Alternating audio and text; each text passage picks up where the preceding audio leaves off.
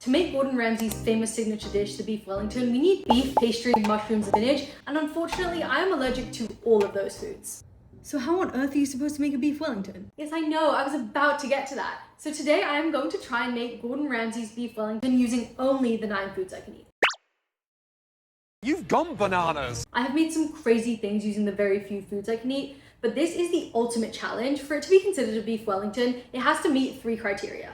First, it has to stay together and hold its shape and not disintegrate like the pasta I made that ended up looking like cat litter and dissolved in the water. 2, it has to have something that represents each layer. So for example, even though I can't eat mushrooms or spinach, I have to have a layer that represents the mushrooms and I have to have a layer that represents the spinach. And I need to have some kind of logic as to why it actually is a good representation for that and not just randomly made up. And 3, and probably most importantly of all, it must taste good. This is going to be hard because Gordon Ramsay has 17 Michelin stars and this is one of the hardest and most technical dishes even for professional chefs, and I have 0 culinary experience and I don't even measure when I cook. Is this girl for real? We've got all of our ingredients here, which is kind of like almost everything I can eat. So we've got turkey, water lily seeds, zucchini, olive oil, and salt. Now you may be asking, Jenna, how on earth are you going to take these 5 things and turn it into a beef Wellington? And my answer is, I don't really know, and I guess we'll have to see. We're going to take this one layer at a time. So the first thing that is in the center of a beef Wellington is a beef tenderloin. Now I cannot eat beef or any type of steak or any type of red meat for that matter, and not even chicken, but I can have turkey. And you know what I do have? Dark meat turkey, which is as close as we're gonna get to a red meat.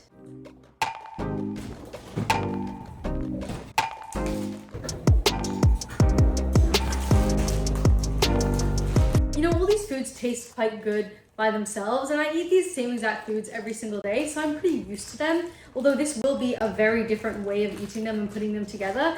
But the only thing that really does scare me a little bit is these foods, like I said, they taste great all together. But I feel like as you add each layer, there's potential for it to get grosser and grosser. But there's also potential for it to get even more delicious with each layer, so I guess we'll have to just find out. We'll put this back in the fridge for now.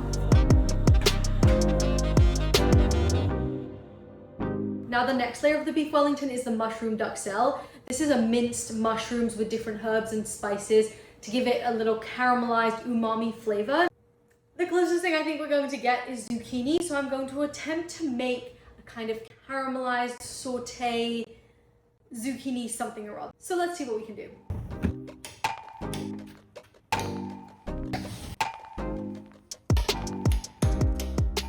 Really testing my knife skills over here.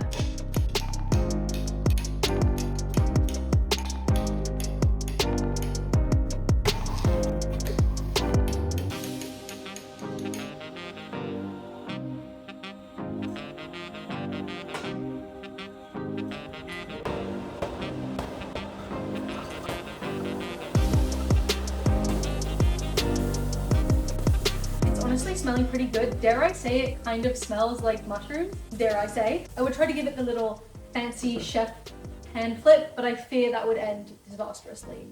So I'll refrain.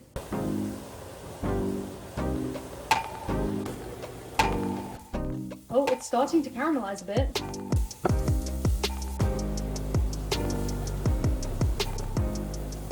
We've got our mushroom duxelle. I'm going to set this aside so we can move on to our next layer.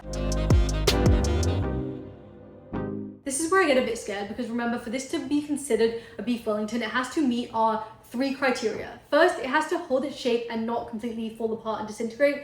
2, it has to have something that represents each layer. And 3rd, it has to taste good. Now that 3rd one is getting jeopardized here because I have certainly made lots of recipes where I use zucchini and it just makes it taste terrible. I couldn't tell you why. People have said different theories, but for some reason the zucchini just makes it taste terrible. And now we already have our caramelized zucchini as the mushroom duxelle, but then for this next layer, it's supposed to be a crepe.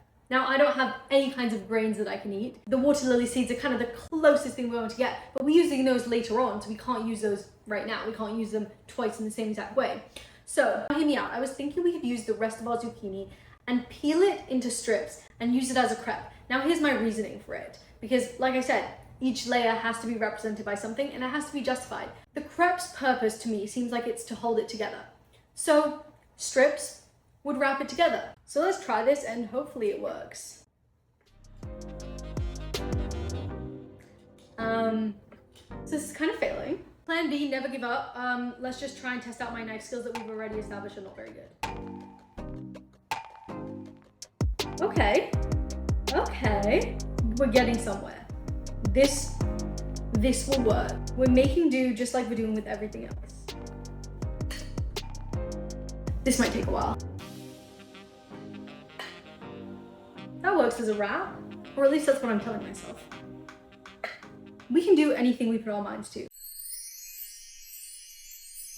Or at least that's what I'm, again, telling myself. You know, half of these are working out. A win is a win. That should suffice. Actually, it probably won't, but that's really all we're going to get out of this. The next layer is a puff pastry, and now this one's the one I've been waiting for. This is the one I feel the most hopeful for because we're using water lily seeds. Now, water lily seeds are the true MVP of every recipe I make. Like, without water lily seeds, I truly think I wouldn't have made half the recipes I've made. They are probably the reason that every recipe tastes good because they are just so good. So let's attempt to use these to make a pastry. They kind of went everywhere, but honestly, that's the least chaotic part of this whole thing. I think it's broken.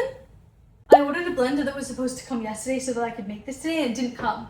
So I DoorDashed another blender, and I think it came broken. Like, when I press this button, all the buttons go, and the logo and the stuff is rubbed off. You hear that? I guess it's time for another plan B.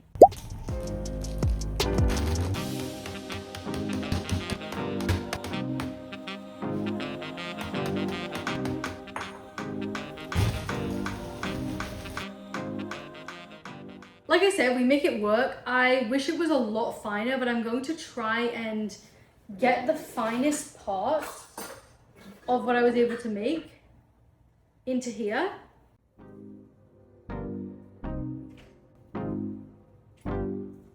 Okay, it's not too bad. Not quite a bit.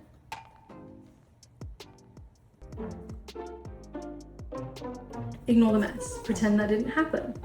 Again, pretend it didn't happen. Because before you know it, I will have cleaned it up. Okay, that seems good. Now I'm going to slowly add water until it combines to make that pastry, doughy kind of texture. It's quite messy. I think it's time to use my hands.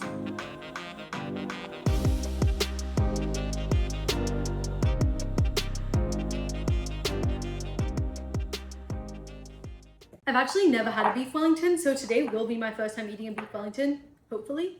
With the way this texture's looking, we do potentially risk our first criteria of it having to stay together and not fall apart and disintegrate, but I guess the only way to find out is to cook it.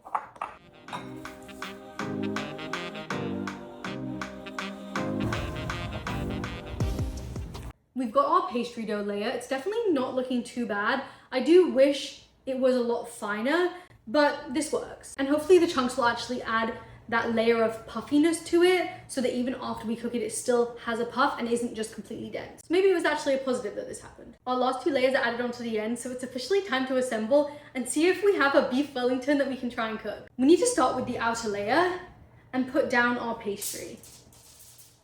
I'm trying to get it as thin as possible so that it fully wraps around the turkey.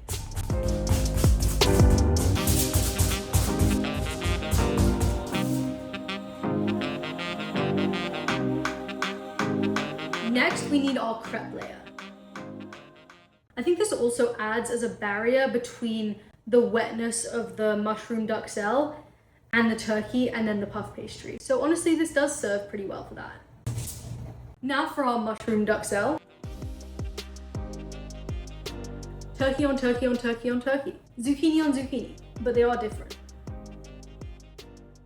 Now for our turkey to go in the center.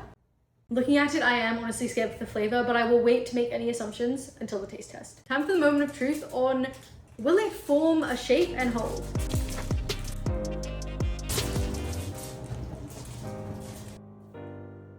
The problem is the water lily seeds really just don't hold together. Like there's no starchy bonds in there.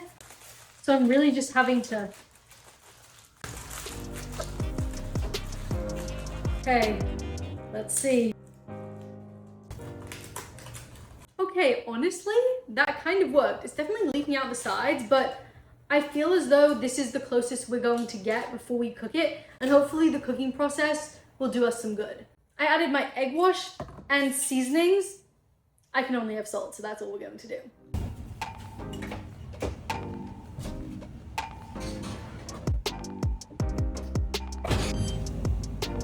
It's been in there for quite a while, so I think it's finally ready. Okay, I really hope this stays together because I don't want this to actually fail.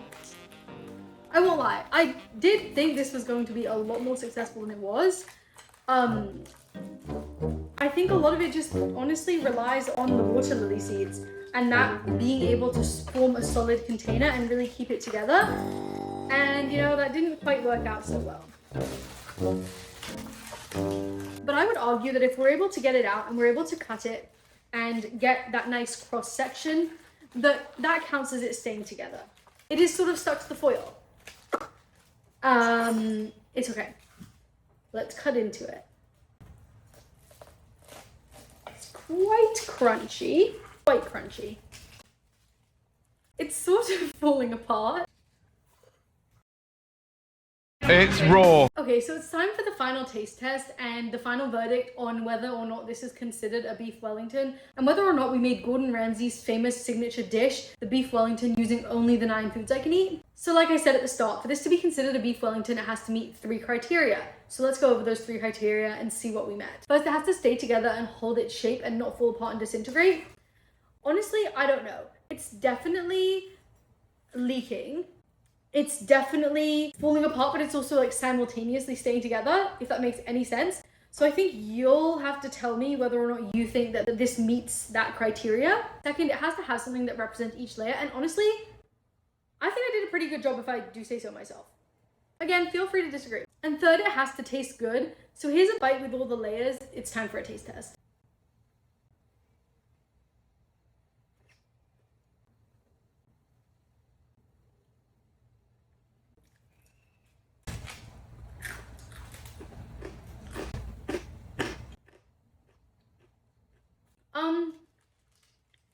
Its only redeeming part is the crunchy outer layer. Like, I could just eat that and then we'd be fine, but you know, that's not really a meal, and that's definitely not a beef Wellington.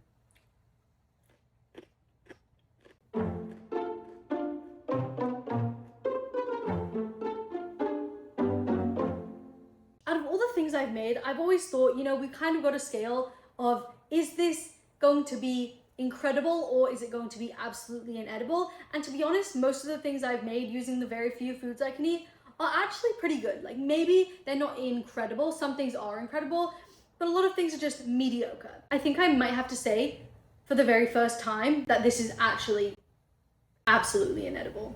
So Gordon Ramsay, go ahead and insult me all you want. That is disgusting. It's unedible. It's raw. End screen. Thanks for watching.